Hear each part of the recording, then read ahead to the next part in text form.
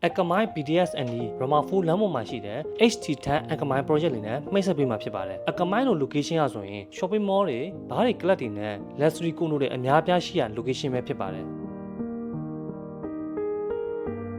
ကျွန်တော်အခု45 square meter 2 bedroom ခန်းလေးကိုလှည့်ပြပေးမှာဖြစ်ပါတယ်။ဝင်ချင်းမှာဆိုရင် dining space နဲ့ living space နေရာလေးရှိမယ်။ကဲရမှာက balcony ရှိမယ်ဗျ။ဒီဘက်မှာဆိုရင်တော့ open kitchen ရှိမယ်။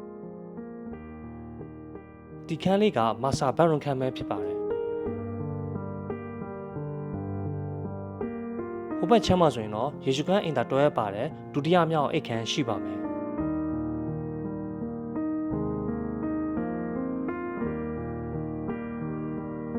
နောက်ထပ်ပြပေးမယ့်အခန်းထဲကဆိုရင်42 square meter 1 bed lot အခန်းပဲဖြစ်ပါတယ်ဝင်ချင်းမှာဆိုရင် spray kitchen ရှိမယ်အရှိမက living space နဲ့ balcony နဲ့ကတွဲရဖြစ်မယ်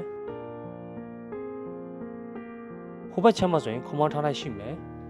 ဒုတိယထပ်ကိုတွားကြည့်အောင်ဒုတိယထပ်မှာဆိုရင်တော့baron တစ်ခန်းရှိပါမယ်ဒီ project လေးရဆိုရင်တော့အခန်းတိုင်းကို fully furnished ပေးမှာဖြစ်ပါတယ်အားလုံးကိုကျေးဇူးတင်ပါတယ်